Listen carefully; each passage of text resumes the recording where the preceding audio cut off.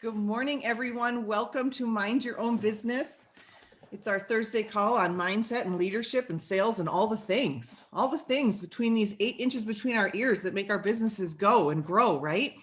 I have a really special guest for you today. This is someone who I have really learned from for many, many, many years. And I've learned how to be unstoppable because of this person. I've learned how to look at my own stuff because of this person. This person has given me more knowledge than probably all of my coaches combined. And I'm excited for you to learn from this person. So we're going to talk about what it means to be relentless, which is my favorite book of all time. I just read it. Pamela knows that I'm really sad it's over, but I'm just going to read it again. By Tim Grover. He was the trainer of Michael Jordan, Dwayne Wade, and Kobe Bryant. And he's got a new book coming out in November called Winning that I think we should do a book club with. But I'm going to read from you to kind of set up today from my favorite book by Andy Andrews, The 7 Decisions. And I've read this quote before, but I'm going to read it again and kind of set up today, okay? And the 7 decisions are about how to, have personal success. And one of them is to have a decided heart, to make a decision. And we talk about that a lot here, right? The power of making a decision. So I want to tee this up. Distilled into one word, the idea of a decided heart is passion. Passion comes from the heart. Passion assists you when you have a great dream. It breeds conviction and turns mediocrity into excellence in everything you do. Passion inspires other people to join you in your pursuit. You can set yourself on fire and people will come to watch you burn. Passion helps you overcome insurmountable obstacles. You become unstoppable. Your life becomes a statement, an example. Others will see their future in your eyes. So who here wants to learn how to be unstoppable, relentless, in the pursuit of your own dream? Okay, well, I'm excited that you get to hear from Garth. Garth is the special trainer. Garth, seriously, I could have saved myself a lot of money, all the coaches, because I always come home and I'm like, they said this. He's like, I think I said that months ago, but he would never say that. He's too humble to say that, but he has a really special training for you. And then we're going to open it up for discussion. Okay. So take it away. Thanks for training us. You're welcome. Is the PowerPoint open? Yep. We are ready for there. So I need to hit share screen so I can, whoops, I'm on the wrong slide. Let me fix that first. Otherwise you guys are going to see the end of the presentation, which is going to ruin everything building up to it. So hold on, hit share screen. And give me 1 minute to adjust everything on here. The joys of getting Zooms set up, right? All right, thanks, honey, for teeing that up and setting the bar really high. I was like, very special guest. I was like, I have a guest coming. Anyways, thanks for that. So what I want to talk to you a little bit about is what we have here at APL Go. And you can see our logo there in the middle. And we're going to start off with the idea of being a disruptor to the industry, a disruptor to your lives, a disruptor to the rut you may have been stuck in right now. But take a look at some of these other logos on here. I mean, Netflix, talk about a disruptor. Blockbuster, I think there's still one left in the whole world. It's like in Alaska or Washington or something like that. There's only one Blockbuster store left. So talk about a disruptor to the binge watching, movie watching, rental thing. And pandemic, I mean, Netflix went through the roof during the pandemic. Uber, there's been multiple issues with the taxi services because of how Uber and Lyft have disrupted that industry and what the trend is going there. Apple, absolutely Apple with the iPhone, the iPod, completely revolutionized how we communicate with people, how we get our information. On the bottom left there, I love this, FedEx. So you may not know, but FedEx was actually born out of the idea of a college student. And it was a term paper that they were to put together. And this student had an idea of how can we best utilize airports at night when no one's flying? And he said, we should move cargo. So he came up with this process and the professor gave him like a D- because it was completely unrealistic. Yeah, Boo. Exactly. So the rest is history with that. I mean, yeah, FedEx, DHL, UPS, all of them ship. Even the United States Postal Service is now shipping cargo by night on planes. So it was all of that idea. How can we maximize an airport at night? So the last one on there is where I'm going to spend a little bit of time on for the presentation here is SpaceX in the bottom middle there. So SpaceX, for those of you that don't know, was an idea from Elon Musk. And NASA was struggling with sending people to the International Space Station and doing space exploration. It was extremely expensive. So Elon Musk said, well, I'll develop a new company called SpaceX and we will reuse our rockets. And, NASA they'd burn up in the atmosphere, or they'd crash and only use them one time. Revolutionary idea to reuse something going to space is one. Two, this guy, he builds cars. At the time he launched SpaceX, they only had the one vehicle. And it's just like this pipe dream. I mean, if you know Elon Musk, he definitely thinks outside the box. He's a little eclectic. We'll just say that. But he had this dream. He had this vision. He saw a need and he said, I think I can do something to fill that need. So anyways, SpaceX obviously disrupted the industry. Every space agency out there was government owned. China, US, Russia, India has one now. Japan has one. Obviously the United States. So everything was governmentally funded. So who is this private person? Who is this crazy guy going to do space exploration? So anyways, they started going and they had a tremendous amount of failures. And I love this quote from a gentleman that did a little backstory on SpaceX. And they said, SpaceX is inspiring because of its failures as much as its successes.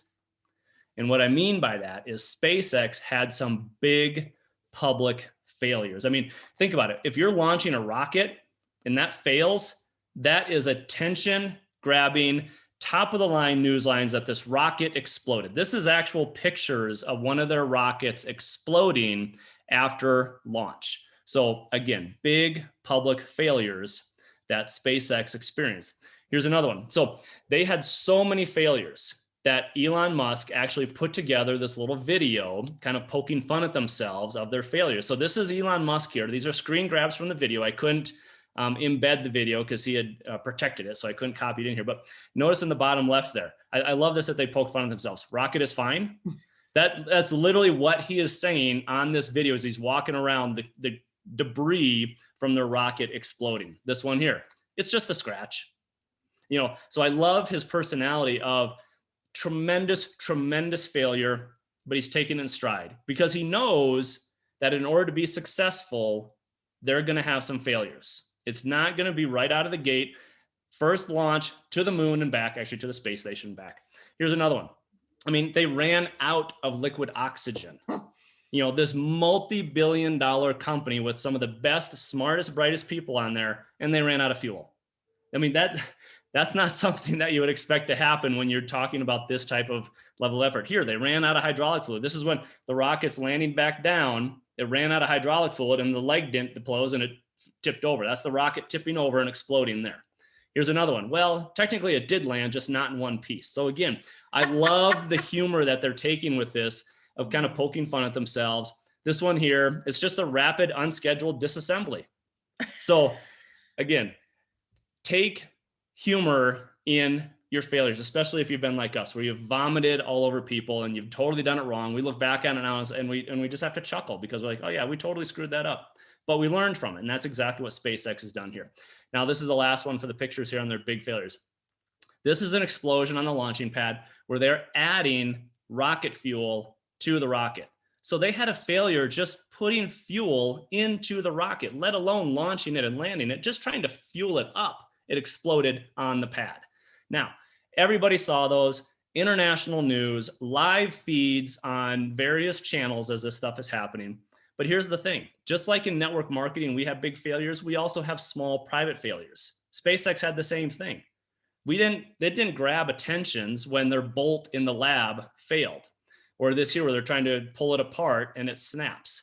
They've also got issues where, massive explosion of their testing material inside the lab. This one I love because as an engineer, the red line is what they thought was going to happen, that you're going to have failure there at the top. The blue line is what actually happened. I mean, how many of us can relate to that? We think that something's going to go this way and it goes a different way. Well, I guarantee you this was happening on a daily basis, sometimes on a weekly basis, sometimes on a daily basis with SpaceX behind the scenes. We didn't see any of that. We didn't see those small daily failures just like we experience every day. Here's another example of some of those small failures. So just like SpaceX had big public failures, they also had the small private ones, just like we've had in our journey with network marketing. You know, some of you have heard us speak before. We've had the big public failures. We had bankruptcy. We had foreclosure. We had our Honda Odyssey. What was it? It was the top of the line. It was a really nice touring edition. The Honda Odyssey Touring Edition minivan repoed. Quick little side story on that. We go to the car dealership. Aaron had not wanted a minivan. I wanted a minivan because I drove one for work one time. And it was like the most comfortable thing ever. Anyways, we're in the lot. Erin gets in the minivan and she turns on the stereo. On the Touring Edition, it's got a really nice stereo. So she's sitting in the car in front of the salesman, rocking out to the music in the minivan. The salesman turns to me and says, "I think your wife likes the minivan." And I'm just like, damn it, that just cost me thousands of dollars. So we have a rule now. She can't come with when we go car shopping. But anyways, we've also had issues where we've put that out there on social media that, hey, we're going for this trip with past network marketing companies. We're going for this trip. We're going for this promotion. We're going for whatever. And then we don't get it. And quick little story on that is when we actually earned the trip here with APL Go on the cruise, and we told our kids, Emily, because she had heard for the last previous 9 years how many times we had not reached something that we were shooting for, she didn't believe us at first. And it took a few times to say, no, Emily, we earned it for the whole family. We're all going, that she finally let it sink in. So we also have quit companies. We spent with one network marketing companies. We were with them for 6 years. We put our blood, sweat, and tears into that company, literally tears. Aaron, you've talked about this before, every night or every month, crying yourself to sleep at the end of the month because we hadn't reached the numbers that we needed to like maintain our status or reach the next status, whatever the case may be. So people have seen us do that. They've seen us go from one company to another. That's not a failure when you're in the industry and you understand what's going on. Aaron, I know you've coached on this before. That's pivoting.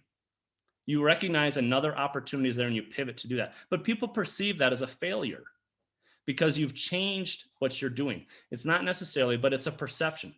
We've also had the small private failures, you know, like I mentioned before, where you info vomit on someone on a coffee date, or you weren't bold enough to share something when the opportunity presented itself, or you said the wrong thing at one time. All of those small private failures are part of our lives in growing with network marketing. Now, going back to SpaceX, how did they succeed?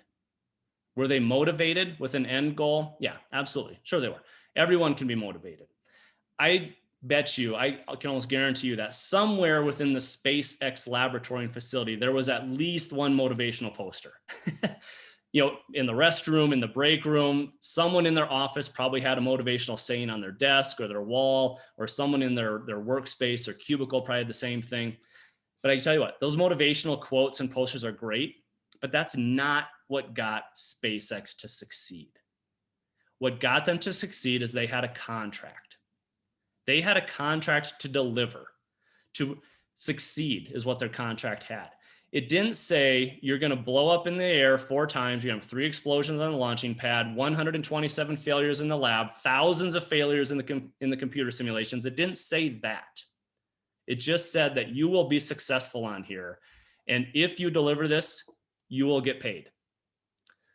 So as we relate that to ourselves in network marketing, what if you had a contract? What if you had a contract to deliver? What if your contract was written out to your spouse, your kids, your family, your dream, to yourself? What if you wrote that contract to yourself that put in milestones just like SpaceX had? That we will deliver this by this date. We will deliver this by that date. What if you did that for you? And here's the thing with your contract to your spouse, your kids, yourself, whatever the case may be, you will get paid, just like SpaceX got paid. If you write a contract to yourself, you will get paid if you deliver on that contract. So last thing I want to leave you with is this was a training that Aaron had done a couple of years ago, back when we could all gather as a group and Aaron was doing live events, live 2-day trainings and stuff. She was up on stage and she was talking about getting out of your comfort zone, of stretching yourself to get out of your comfort zone. And as I was in the back of the room, I was managing, kind of things, and I was listening to it. And what pictured in my mind was a human inside a balloon. And that balloon is being influenced by everything external. The balloon has no ability to move itself. Something has to push it, lift it, push it down, whatever the case may be. Someone signs up with you, the balloon goes up. Someone says, contact me in a couple of months. The balloon goes sideways. Someone says, no, the balloon goes down. It's all external influences. Now, if you're inside that balloon, you're being pushed around by all of this outside noise. The goal you want to do is to get out of that balloon, push your way out of that balloon. So just like pushing yourself beyond your limits, it's the exact same thing of pushing on that balloon. I have a little rubber band here because we couldn't find any balloons in the house. I think the kids blew them all up, but just like a rubber band, the more you stretch it, the more resistance it is to go back. So if you stretch your limits a little bit, it's not very hard to feel that resistance to go back. If you're really stretching yourself, it gets harder and harder to the point where right before that rubber band breaks, or right before, if you're inside that balloon and you're pushing out, right before it breaks through is when you're feeling the most amount of resistance to pull you back to where you were. So that is the exact same situation here. You want to stretch your limits to the point where it is extremely uncomfortable. When you feel at the most where you want to pull back is right before your breaking point, and now you are in control of your destination and where you're going. You're no longer being pushed around like a balloon floating through space based off of people's opinions, responses, reactions, thoughts, whatever the case may be. You now are in control of yourself. So I want to leave you with this for the sake of time. Get out of the balloon and write a contract that delivers. So that's all I've got. Hopefully. Woo! Stay here. Okay. That's all right. amazing. Yay, Garth. That's amazing. So I would love to hear where are you at with this balloon analogy, and what is the contract you want to write to yourself, to your dream? Would love to hear what your thoughts are.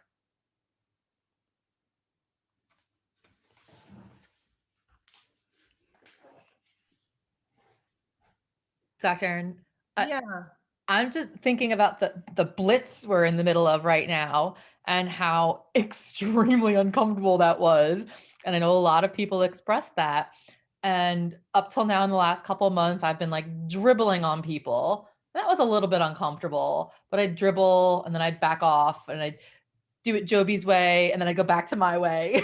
And with the blitz, like it was so uncomfortable, but just pushed all the way. And like, I don't think I can go back again now.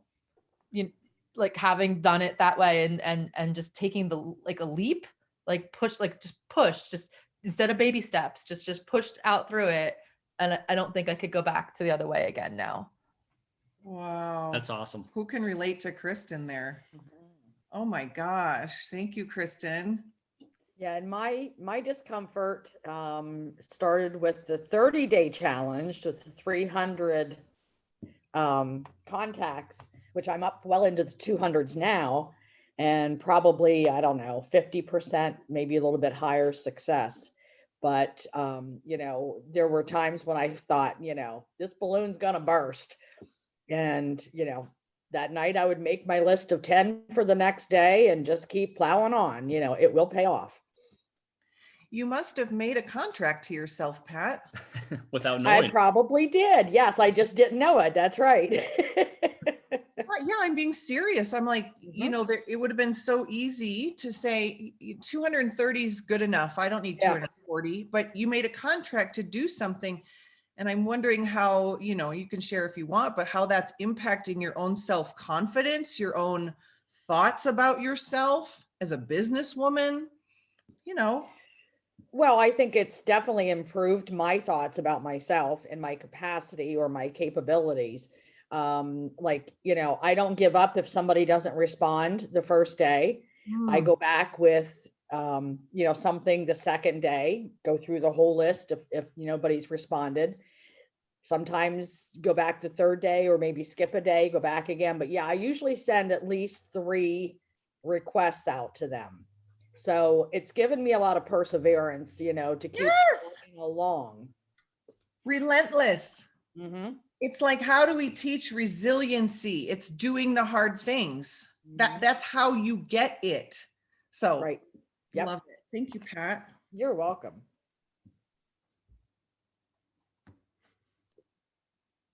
I think for me, I'm in a weird situation for the first time in about 35, God forbid, 40 years, where all of the time is mine.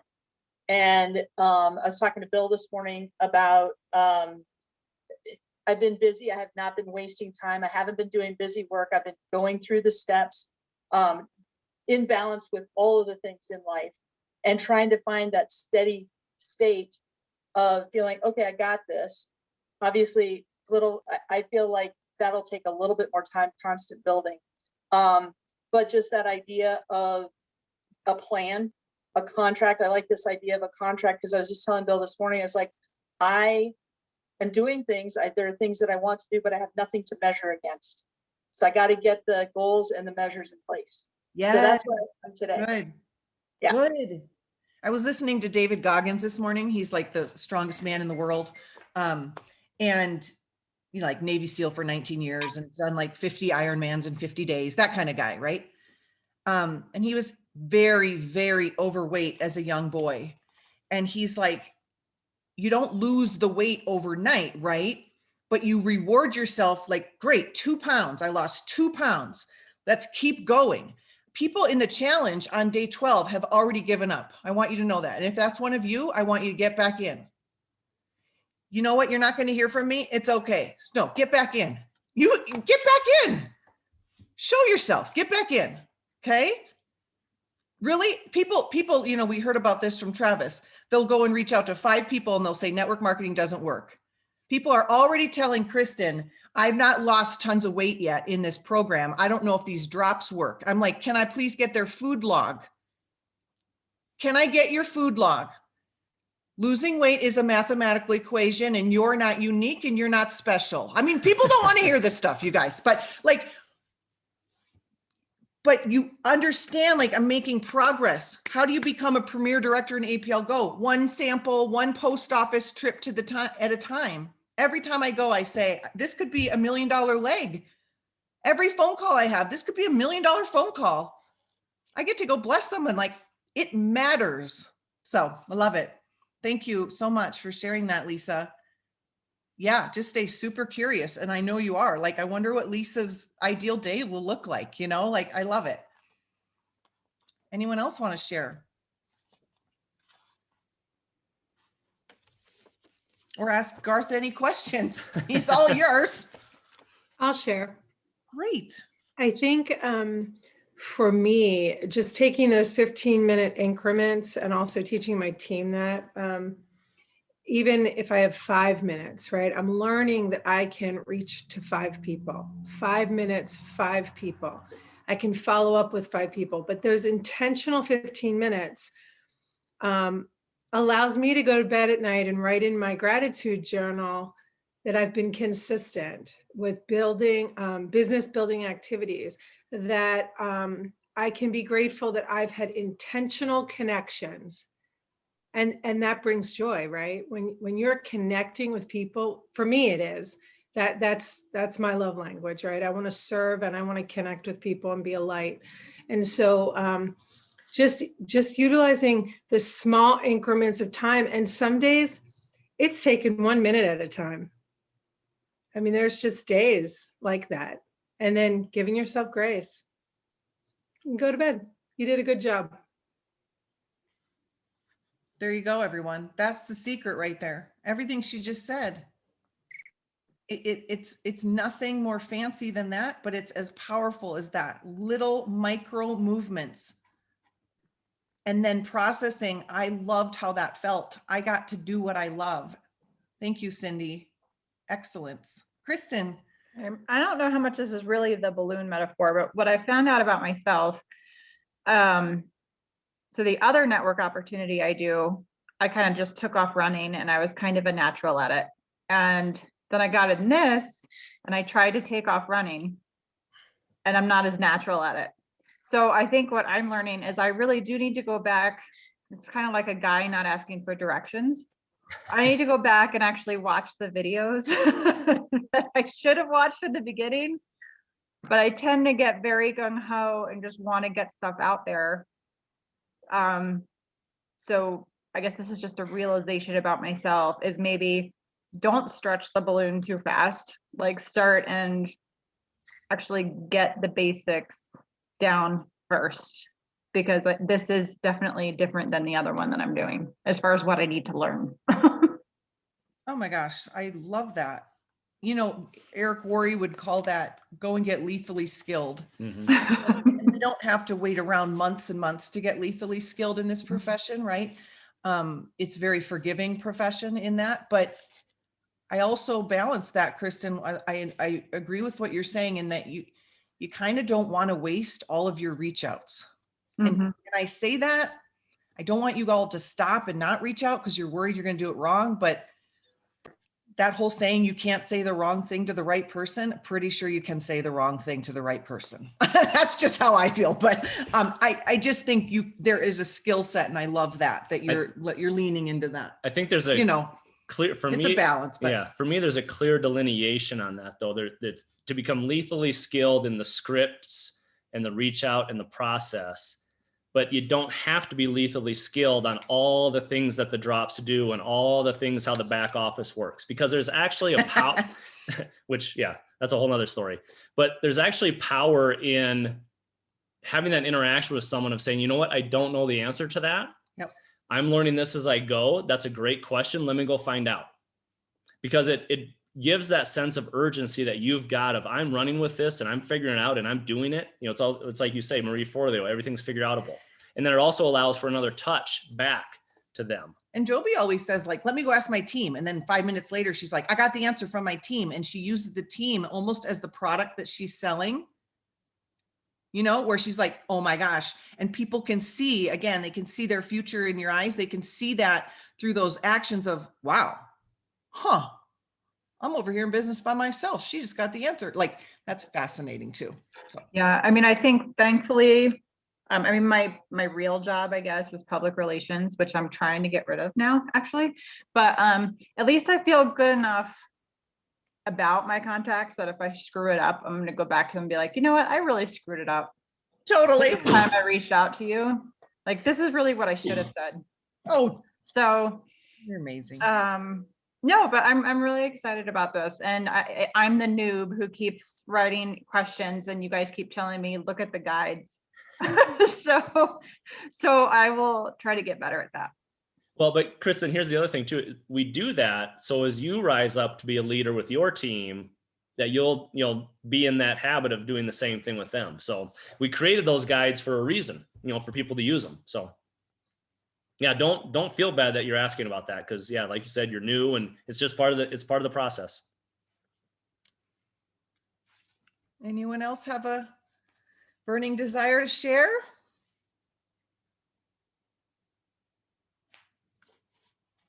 Okay, I'm going to lead you with the last page of his book, which is an affirmation that you could say, he says, before retiring for bed.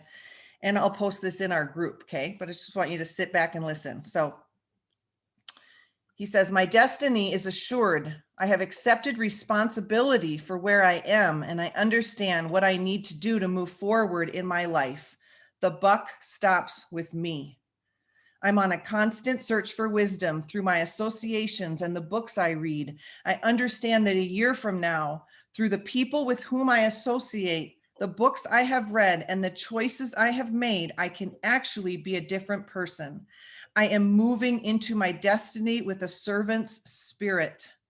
I choose to act now. I am a person of action. I am seizing this moment. I have a decided heart, and I will move. My destiny is assured. Love you all. Have a beautiful day. Thanks for joining us. We'll see you tonight on day 3. Be well. Thank you, Garth. Thank you. Thanks, Thank you Garth. both. It was awesome. Take care, everyone. Take care. Bye. Bye. Thank you, Garth. Thank you. Welcome. Well, that's it. Thank you. You're welcome.